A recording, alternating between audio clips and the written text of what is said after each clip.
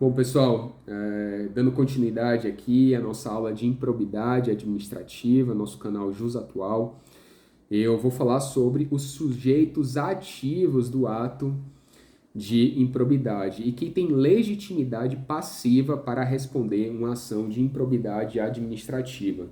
Meus amigos, vejam que eu estou trazendo aqui uma introdução, trouxe aplicação da norma, trouxe a legitimidade ativa para a propositura da ação, legitimidade passiva para sofrer um ato de improbidade e agora a legitimidade ativa, os sujeitos ativos, ou seja, quem pode praticar ato de improbidade administrativa. Nesse ponto aqui, a lei de improbidade não foi alterada pela Lei 14.230, então a ideia é que sejam os agentes públicos no sentido amplo, conforme previsão do artigo 2º, e aí dentro desse conceito de agentes públicos nós temos os agentes políticos, os servidores públicos, que são aqueles servidores estatutários, seletistas ou temporários, estagiários também, por expressa previsão jurisprudencial, cito aqui o RESP 1352035 do Rio Grande do Sul, que prevê que o estagiário pode praticar ato de improbidade administrativa. Notários dos cartórios extrajudiciais, eles recebem aí uma atividade por delegação, então eles podem ser considerados agentes públicos para a lei de improbidade administrativa. Particulares em colaboração, então veja aí, alguém que é mesário durante uma eleição, ele ali é um agente público temporário, em colaboração, ele pode praticar, sem dúvida nenhuma, que sim. Os agentes públicos de fato, aqueles que se passam por agentes públicos, embora não sejam formalmente. Exemplo, um agente público putativo ou necessário. Ele, como eu falei, ele é uma pessoa que finge ser um agente público, se apresenta como agente público, mas formalmente não é. Pode praticar um ato? Pode, perfeitamente. Em relação a terceiros, ou seja, pessoas que não são consideradas agentes públicos, aqui isso sempre cai em prova, é bastante importante que você tenha em mente que, mesmo não sendo agente público, esses terceiros, eles respondem por atos de improbidade sempre que induzirem, concorrerem ou se beneficiarem da sua prática.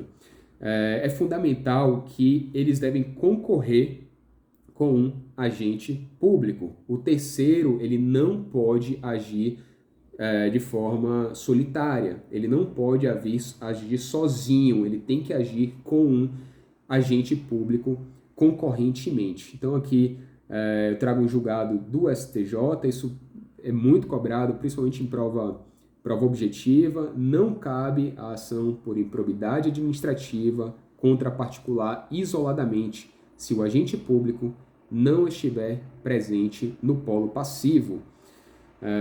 Então, cito aqui, por exemplo, um recurso especial 11.71017 do Pará, informativo 535. Esse é um tema já antigo e bem consolidado. Em relação às pessoas jurídicas, é possível que as pessoas jurídicas respondam por improbidade? Perfeitamente, seja uma pessoa jurídica de direito público como uma pessoa jurídica de direito privado. Mais uma vez, se for de direito privado, é fundamental que ela esteja em concorrência com um agente público.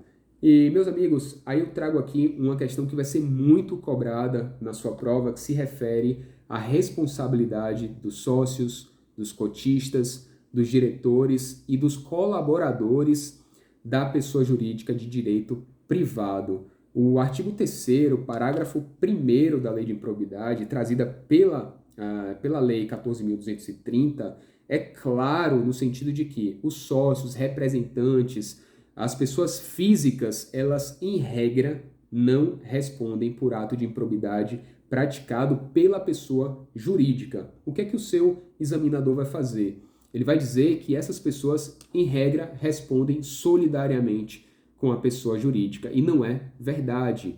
Aqui existe uma autonomia do direito da personalidade da pessoa jurídica. Se uma empresa privada, uma construtora, pratica ali um ilícito com a Petrobras para se beneficiar de uma licitação pública, por exemplo, os diretores, os administradores, se eles agiram apenas em nome da PJ, eles não serão pessoalmente responsabilizados. É isso que a lei traz.